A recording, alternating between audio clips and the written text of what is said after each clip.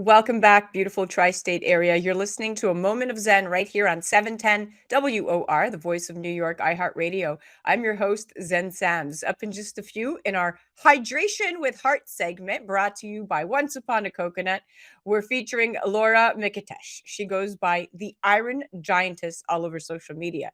She's a certified transformation specialist and life coach. Now, after struggling with obesity most of her life and going from over 340 pounds to athlete and wellness coach, Laura now helps others remove their blocks standing in the way of the life that they should be leading.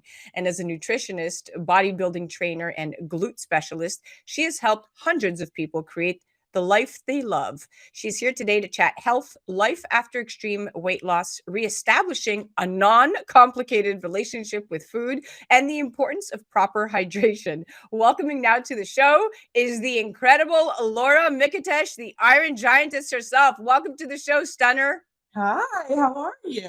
I'm so I'm excited to be back. Yeah, so excited to have you on. You are one of our regular health contributors, and excited that that we get to chat with you again. So, just to remind the audience, those of you that don't know Laura, at 22 years old, she had a very unhealthy relationship with food, and it left her weighing in over 340 pounds, clinically obese, and teetering on the edge of prediabetes. Now, Laura, you knew that you were staring down a road of medications, diseases, and disorders for the rest of your life. So you committed to making a change. What inspired this transition? At that point in life, I realized I was writing my own story and I was in control of my own narrative. And I was only 22 years old and I really wanted to live a life I was proud of and happy with. And it was going to have to start as soon as I realized that. And there were certain instances leading up to all of the trauma. There was loss. There was unhealthy relationship with food for on your end. How did you pick the pieces back up after having experienced so much trauma and loss in your life? My trauma came more so from social dynamics. We had transplanted ourselves from Canada to the South, and it was a lot of struggle when it came to the social dynamics around my friends and community. And I internalized that subconsciously as needing support. And food really was that for me. I would come home after a hard day at school of kind of being picked on or pushed around or whatever it was that day. And food was my answer to that. And over time, it just escalated to being the way that I handled all stress or conflict. It was easier to just tune it out and turn it off. And later realizing my brain was just really busy and I picked up on a lot of cues and emotions and I didn't know how to handle them. So food was the answer. Wow. Well, that's not just you. That's like 85% of the population. So you came out of it gracefully, and kudos to you for that. How did you get the nickname the Iron Giantess?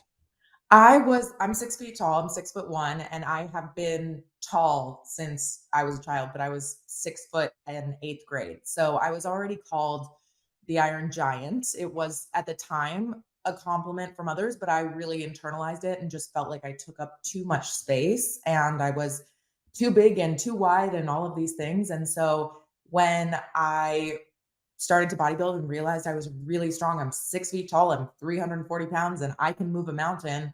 I took that name back and really made it my own. And I love it. You claimed it, the Yeah. Iron Giantess. I Yeah. love it. Now, from intermittent fasting to, keto, the dieting world is saturated with these new methods and programs, and overnight solutions pop up promising the world and then some. And there's a never-ending supply of information. It's easy to understand that many of us are confused and frustrated and downright fed up with what to do.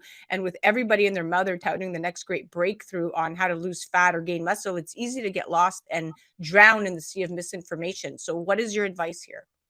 This is so important, especially right now, because we are seeing an influx of medications and drugs that are being used for weight loss. So it is very hip and very she to add that in, even if it's not an illness that you suffer with, or you're not clinically obese and you're not really struggling. It's just a nice little dose to help with the process. So, when you're going into this process and you're realizing that your body and you are finally about to get on the same page, you've been fighting your body, you've been staring in the mirror and judging it, this is your opportunity to decide that you're on the same team with your body. So the quick fixes, the crash diets, the adding drugs to your life to make your weight come off are all going to throw your body and its signals into disarray. And you are going to become further disconnected from your body.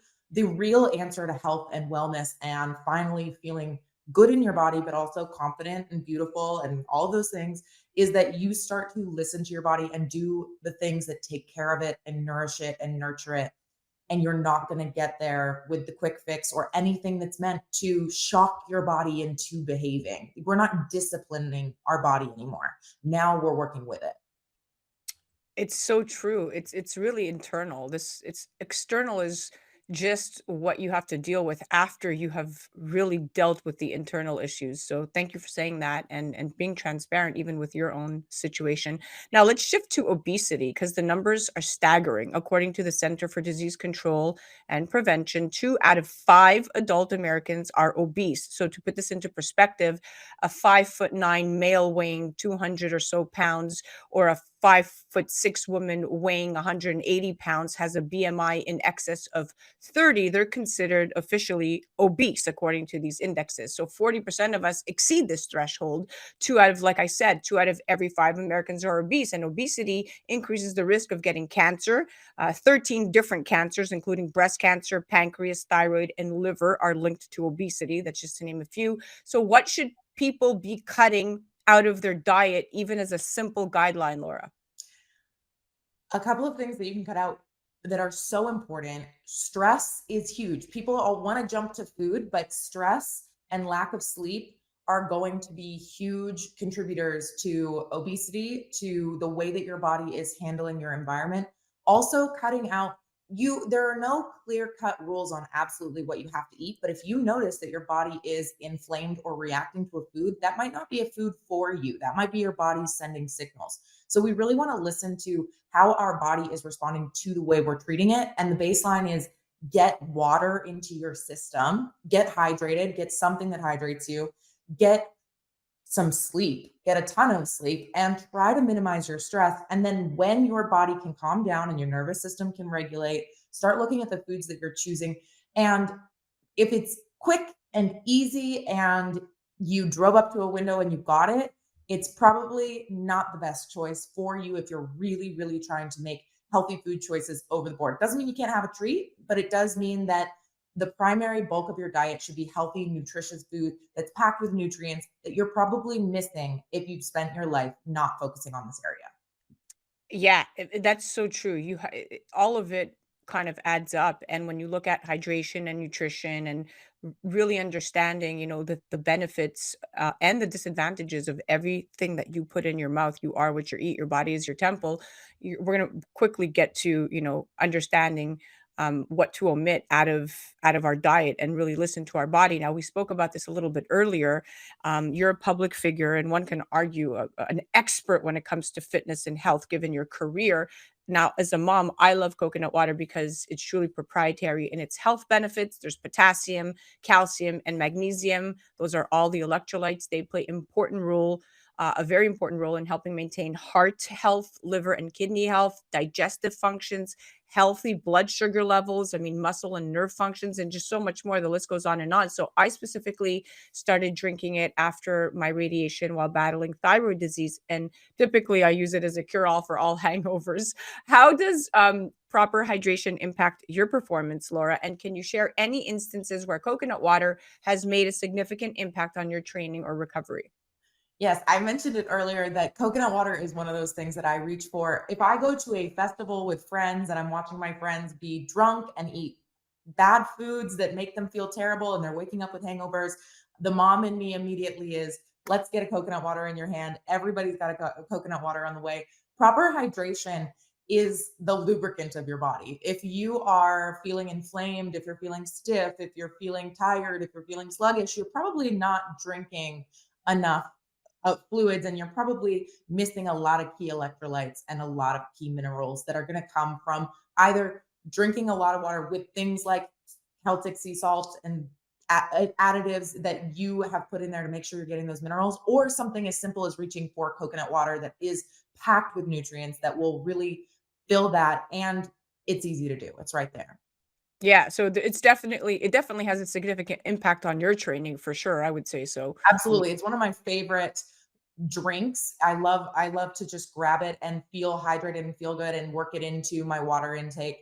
And it is also what I would reach for above a soda, or I never reach for a soda or anything like that anymore. Now it's just grab a coconut water or something like that and feel great. I love it. I thought I was the only one. My daughter calls me, you're Coco Loco, you drink too much of it." Now what does your diet currently look like? I'm curious to know, what is the status of your relationship with food? Are you single, married, dating, or is it still complicated? It is much less complicated than it's ever been in my life. I would say we were in a very serious toxic committed relationship for a long time, and then we broke up for a little bit there. I've struggled on and off with my relationship with food, not just with binge eating but also with restriction issues. And so at this point in my life, I am at the healthiest and happiest I've ever been with food. I am far less focused on calories or macros or getting some sort of food intake that leads to me losing weight or looking a certain way. And now I'm really paying attention to my body. I've worked to regulate my nervous system and really get to a place where I can understand when I'm hungry and what my body's saying to me. So my diet right now is the healthiest and happiest. I would say we're in love, is what I would say. You're in love, yeah. Yeah. Well, it does you definitely sound extremely blissful when talking about it, so I could definitely see that you're still in the honeymoon phase, so it's great. But what does your diet look like? My diet right now consists primarily of getting really nutritious, healthy foods, lots of vegetables. I am always cooking, always making food. I love protein. My diet is super high in protein, and I am really focused on making sure I'm getting well-rounded nutrients. I'm less tempted to reach for a fast food treat or to go out with friends and get a big meal because my body really does feel satiated and cared for. And I'm not, a lot of times people are getting signals that they should go grab chocolate or this or that, and they're missing something like magnesium or something crucial in their diet. And when you start to round out your diet and really focus on foods that you love, that your body loves, it changes the game. Totally changes the game. Well, you are filled with information, plethora of information. Thank you so much for coming on. Love chatting with you. Love following you on social media. You're my go-to health contributor, and I'm so proud of all of your accomplishments. Your body looks off the charts right now. You are hot, hot, hot. So definitely, guys, you want to check her out. Thank you so much for coming on, Cutie. Thank you so much. That was our Hydration with Heart segment brought to you by Once Upon a Coconut. That was the amazing Laura Micetich. She also goes by the Iron Giantess all over social media. Do check her out at the Iron Giantess. You're listening to a moment of Zen right here on 710 WOR, the voice of New York, iHeartRadio. Head to onceuponacoconut.com or you can check them out directly on the gram at Once Upon a Coconut. We'll be right back after this. A Moment of Zen is brought to you by Once Upon a Coconut, 100% pure coconut water. Imagine a drink that's nutrient rich, powerfully refreshing, naturally sweet with no added sugars, not from concentrate, zero additives, low in calories, absolutely no artificial flavors, and is so tasty that it will become your new favorite beverage. Enter Once Upon a Coconut, the absolute best tasting coconut water you will ever try. Available in 4 refreshing flavors: pure, chocolate, pineapple, and sparkling with energy. Do your taste buds a favor and pick up some today at onceuponacoconut.com.